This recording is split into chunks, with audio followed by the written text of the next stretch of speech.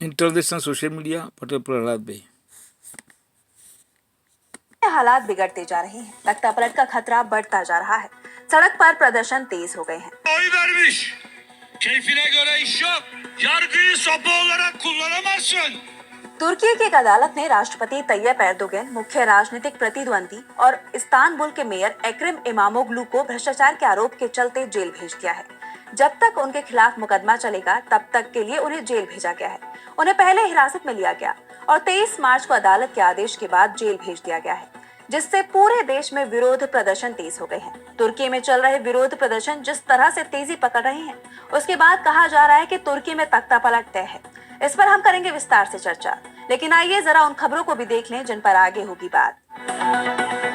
Trump सरकार ने ठुकराया Ukraine और रूस युद्ध पर ब्रिटेन का प्रस्ताव। रूसी राष्ट्रपति पुतिन ने जमकर की तारीफ। कनाडा पर दिखने लगा अमेरिका का दबाव। कनाडा सरकार ने 7 महीने पहले ही चुनाव का किया ऐलान। बांग्लादेश में सेना पर लगे तख्तापलट के आरोप। सेना ने आरोपों को बताया राजनीतिक स्टंट। और चलते चलते में बात टूटते तारे की। करीब 80 साल बाद लोग टूटते तारे को देखेंगे बिना किसी यंत्र की सहायता के। इन सभी खबरों पर हम आगे विस्तार से बात करेंगे, लेकिन उससे पहले एक नजर हेडलाइंस पर। दक्षिण कोरिया के राष्ट्रपति यून सुक योल और प्रधानमंत्री हान से सभी अधिकार छीनने की तैयारी में जुटे विपक्ष को लगा झटका। सुप्रीम कोर्ट ने खारिज किया महाभियोग का प्रस्ताव।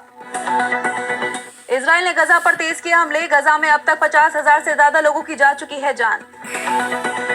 इजराइल में पीएम नेतन्याहू के खिलाफ तेज हुए प्रदर्शन। सुप्रीम कोर्ट के पूर्व सीजेआई का दावा, देश में गृह युद्ध चाहते हैं नेतन्याहू। जाफर एक्सप्रेस हाईजैक मामले में पाकिस्तान के बदले सुर। पहले हिंदुस्तान पर लगाया था आरोप, अब बोला अफगानिस्तान से मिल रही है विद्रोहियों को मदद। पहले विश्व युद्ध के बाद तुर्की का ऑटोमन साम्राज्य खत्म हो गया। इसके बाद मुस्तफा कमाल अतातुर्क ने आधुनिक तुर्की की नींव रखी। उन्होंने मुस्लिम बहुल आबादी वाले देश को धर्मनिरपेक्ष बनाया। अतातुर्क ने तुर्की में पश्चिमी देशों की तरह संसदीय लोकतंत्र की स्थापना की। लेकिन 100 साल बाद अब मुस्तफा कमाल अतातुर्क की विरासत संकट में दिखाई दे रही है। जिस तरह से तुर्की के राष्ट्रपति रेसेप तैयब एर्दोआन ने पिछले कुछ सालों में फैसले लिए हैं, उससे लग रहा है कि वो तानाशाह बनने की तरफ कदम बढ़ा रही हैं, धर्म को बढ़ावा दे रही हैं, संस्थाओं पर नियंत्रण और विरोध का दमन किया जा रहा है और इसे लेकर अब तुर्की में बगावत हो गई है।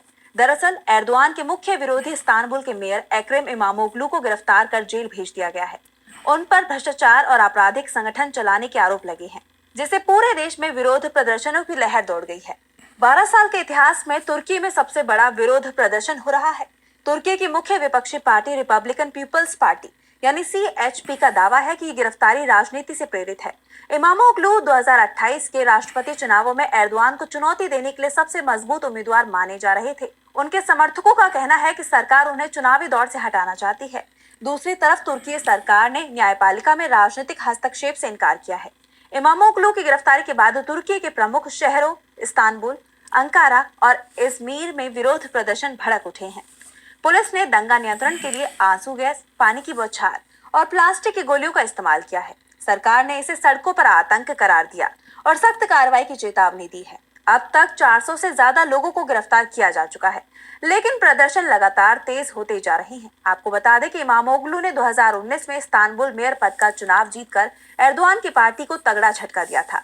चुनाव में धांधली के आरोपों के बाद फिर से मतदान हुआ और इमामोग्लू ने और भी बड़े अंतर से जीत हासिल की। उनकी लोकप्रियता उन्हें 2028 के राष्ट्रपति चुनावों का सबसे मजबूत उम्मीदवार बनाती है। हाल ही में तुर्की में कई सर्वे रिपोर्ट सामने आई, जिसमें इमामोग्लू को एर्दोआन के खिलाफ भारी बढ़त दिखाई गई है और इसके बाद ही उनके खिलाफ कार्रवाई शुरू हुई। 2022 में उन्हें तुर्की की सर्वोच्च चुनाव परिषद का अपमान करने का दोषी ठहराया गया। हाल ही में उनकी विश्वविद्यालय डिग्री रद्द कर दी गई। तुर्की में किसी भी व्यक्ति को राष्ट्रपति चुनाव लड़ने के लिए विश्वविद्यालय की डिग्री जरूरी होती है। ऐसे में ये कहा जा रहा है कि उन्हें राष्ट्रपति चुनाव लड़ने से रोकने की साजिश हो रही है और इसके खिलाफ तुर्की में प्रदर्शन तेज होते जा रहे हैं। अब बात रूस और यूक्रेन युद्ध की। अमेरिका की तरफ से रूस और यूक्रेन युद्ध को रोकने के लिए कोशिश तेज हो गई है। डोनाल्ड ट्रंप इसे लेकर कुछ ज्यादा ही तेजी दिखा रहे हैं।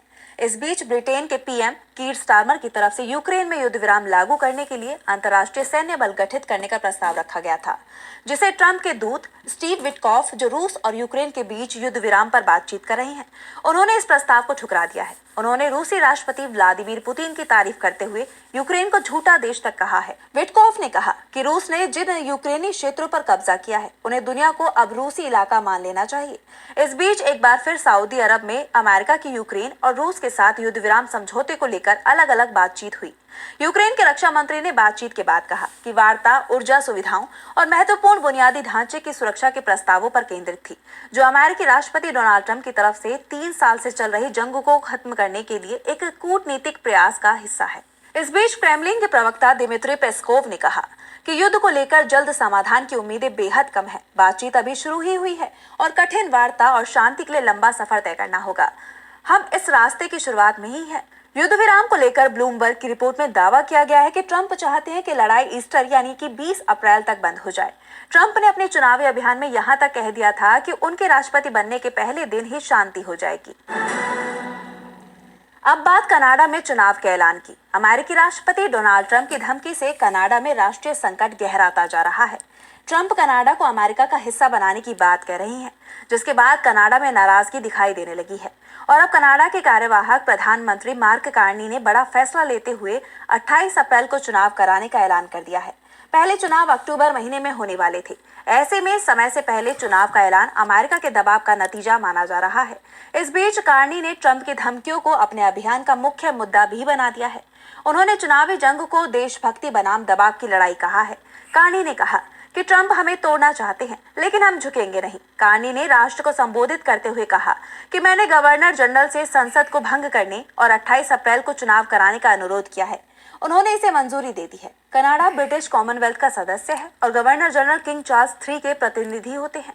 कनाडा के चुनाव में राष्ट्रवाद बड़ा मुद्दा बन गया है। चुनाव के ऐलान पर कार्नी के खिलाफ लड़ रहे मुख्य विपक्षी नेता पियरे पोलिवरे ने भी ट्रंप पर बेहद सख्त टिप्पणी की है। उन्होंने कहा कि राष्ट्रपति डोनाल्ड ट्रंप कनाडा की स्वतंत्रता और संप्रभुता को मान्यता दे और इसका सम्मान भी करे। आपको बता दें कि ट्रंप ने कनाडा के खिलाफ व्यापारिक जंग भी छेड़ दी है, जिसने दोनों देशों के बीच तनाव बढ़ा दिया है। अमेरिका ने कनाडा से आयात होने वाले कई उत्पादों पर भारी टैरिफ लगा दिया है, जिससे कनाडा की अर्थव्यवस्था को बड़ा झटका लग सकता है। और अब बात बांग्लादेश की। ढाका में सेना की गश्त तेज हो गई है। सेना के वाहन ढाका की सड़क पर दौड़ते दिखाई दे रहे हैं। सेना प्रमुख ने बांग्लादेश की राजधानी में डेरा जमाए रखा है। इस बीच मोहम्मद यूनुस की सरकार में सलाहकार रहे नाहिद इस्लाम की नेशनल सिटीजन पार्टी यानी एनसीपी ने सेना प्रमुख जनरल वकार उज़्ज़मान पर आरोप लगाया कि सेना चीफ शेख हसीना की पार्टी आवामी लीग को फिर से सत्ता में लाने की कोशिश कर रही है। इसके लिए वो हिंदुस्तान की मदद ले रही है। नाहिद के बयान पर सेना की तरफ से सख्त नाराजगी जताई गई है। सेना ने बयान जारी कर कहा है कि एनसीपी के आरोप हास्यास्पद हैं, अपरिपक्व कहानियों का पुलिंदा है। ये सिर्फ राजनीतिक स्टंटबाजी है। एनसीपी सियासत में भी सेना को घसीटने की कोशिश कर रही है, जिससे उसे सियासी लाभ मिल सके। इस बीच सेना की तरफ से धीरे धीरे सत्ता पर नियंत्रण मजबूत करने की खबरें भी मिल रही हैं और इसका असर बांग्लादेश की अंतरिम सरकार पर दिखाई दे रहा है। अंतरिम सरकार के प्रमुख सलाहकार मोहम्मद यूनुस की तरफ से अब हिंदुस्तान से बातचीत की पेशकश की जा रही है, लेकिन जिस तरह से लगातार बांग्लादेश सरकार में शामिल लोग हिंदुस्तान के खिलाफ बयानबाजी कर रहे हैं, उससे दोनों देशों के बीच बातचीत शुरू होना मुश्किल दिखाई दे रही है। और चलते चलते में बात करेंगे अंतरिक्ष में चमत्कार की। अंतरिक्ष की घटनाओं को लेकर उत्सुक रहने वाले लोगों के लिए एक बेहद मजेदार खबर आई है। ये खबर तारों की दुनिया से है। अंतरिक्ष में कुछ खास होने वाला है और ये एक ऐसा नजारा है जो 80 साल में एक बार ही देखने को मिलता है। अगले हफ्ते एक तारा फटने वाला है और मजेदार बात यह है कि इसे आप बिना टेलीस्कोप के देख सकेंगे। ये खबर सुनकर अंतरिक्ष में दिलचस्पी रखने वालों में जोश भर गया है। वैज्ञानिक कह रहे हैं कि 1946 के बाद पहली बार ऐसा मौका आ रहा है, तो तैयार हो जाइए क्योंकि आसमान में कुछ धमाकेदार होने वाला है। 78 साल बाद पहली बार एक तारा फटेगा और उसकी रोशनी धरती तक पहुंचेगी। वैज्ञानिक भी इस अद्भुत घटना को लेकर उत्साहित हैं। दरअसल अगले सप्ताह धरती से लगभग 3000 प्रकाश वर्ष दूर एक तारा विस्फोट कर सकता है। दिलचस्प बात यह है कि शानदार नजारा नंगी आंखों से भी देखा जा सकेगा।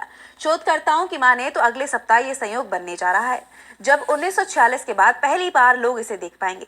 शोधकर्ताओं ने बताया कि टी कोरोना बोरेलिस उत्तरी क्राउन तारामंडल का एक तारा है। जानकारी के मुताबिक T Corona Borealis binary star system हर 80 साल में काफी चमकीला हो जाता है, जिसके बाद इसमें जबरदस्त विस्फोट होता है।